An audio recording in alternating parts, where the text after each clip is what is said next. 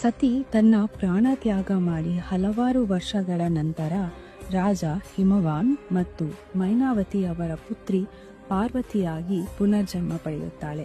ಪಾರ್ವತಿ ಚಿಕ್ಕವಳಿನಿಂದಲೂ ಶಿವನ ಬಗ್ಗೆ ಕೇಳುತ್ತಾ ಅವರ ಮೇಲೆ ಭಕ್ತಿ ಬೆಳೆಸಿಕೊಂಡಿರುತ್ತಾಳೆ.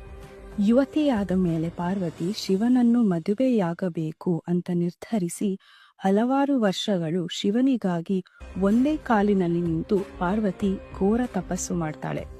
ಶಿವ ಪಾರ್ವತಿಯ ಭಕ್ತಿ ನೋಡಿ ಅವಳನ್ನು ಪರೀಕ್ಷೆ ಮಾಡಲು ನಿರ್ಧರಿಸಿ ಒಂದು ಬ್ರಹ್ಮಚಾರಿ ರೂಪ ಧರಿಸಿ ಪಾರ್ವತಿಯ ಹತ್ತಿರ ಬಂದು, ನಿನಗೆ ಶಿವ ಯಾರು ಗೊತ್ತಾ? ಸ್ಮಶಾನದಲ್ಲಿ ಇರ್ತಾನೆ, ಭಸ್ಮ ಧರಿಸ್ತಾರೆ, ಅವರ ಜೊತೆ ಮದುವೆ ಯಾಕೆ ಅಂತ ಕೇಳಿದರು. ಅದಕ್ಕೆ ಪಾರ್ವತಿ ಹೇಳ್ತಾರೆ, ಶಿವ ಪರಮತತ್ವ, ನಾನು ಅವರನ್ನೇ ಮದುವೆ ಆಗ್ತೀನಿ.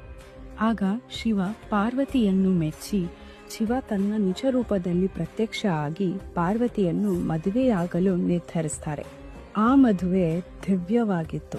ದೇವರುಗಳು, ಋಷಿಗಳು ಎಲ್ಲರೂ ಬಂದರು. ಹಿಮಾಲಯ ಪರ್ವತದ ಸಾಕ್ಷಿಯಾಗಿ ಅವರ ಮದುವೆ ನಡೆಯುತ್ತದೆ. ಈ ದಿವ್ಯ ಮದುವೆ ನಡೆದ ರಾತ್ರಿಯನ್ನೇ ಎಲ್ಲರೂ ಮಹಾಶಿವರಾತ್ರಿ ಅಂತ ಆಚರಣೆ ಮಾಡ್ತಾರೆ.